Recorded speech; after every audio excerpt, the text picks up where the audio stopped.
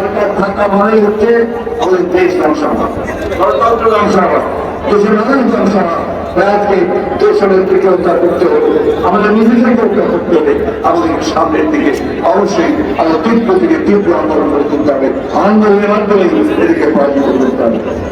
ধরা হয়েছে আমাদের প্রায় হাজার মানুষকে হত্যা করা হয়েছে, এক্সট্রাজুডিশিয়াল কিলিং করা হয়েছে। আজকে প্রায় 4,000 আমাদের নেতা কর্মীদেরকে মিথ্যা মামলার সামনে দেওয়া হয়েছে। এখানে বসে আছে অনেকে, তারা সনদপত্র অনেকেই হচ্ছেন, তারা সনদপত্র দিয়েছেন। ভাই বাংলা কথা বুঝেন না ভাই। আজকে আমাদের ইসলাম ইঞ্জিনিয়ার ইসলাম এখন পর্যন্ত কারাগারে আটক হয়ে আছে। আমাদের অত্যন্ত প্রিয় নেতা আমাদের আব্দুল সালাম পিন্টু, তাকে আজকে 15 বছর 16 বছর ধরে কারাগারে মিথ্যা মামলা আটক করা হয়েছে। কেমন করা চলেছে এখন ইরাম সহ আরো অনেক নেতাকে কারাগারে আটক করে করেছে।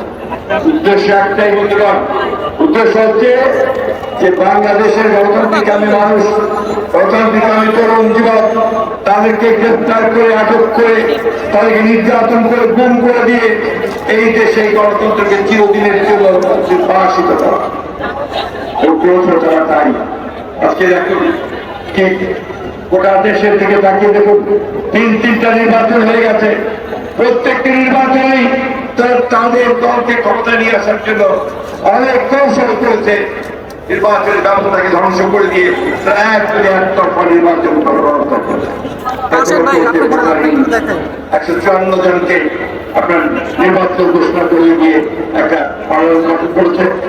আসলে তারা নির্বাচনের আগের রাত্রে সমস্ত কেন্দ্রগুলো দখল করে নিয়ে ভোট দিয়ে সেগুলো সরকার গ্রহণ করেছে।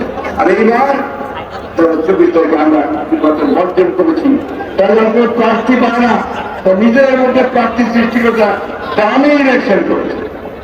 এই হচ্ছে তাদের নমুনা, ধ্বংস ঘটিয়েছে।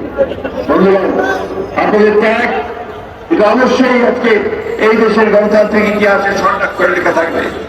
এটাই এখন পর্যন্ত পর্যাপ্ত নয়, আমাদেরকে রাজপথে আরো তীব্র আন্দোলন করে তুলতে হবে।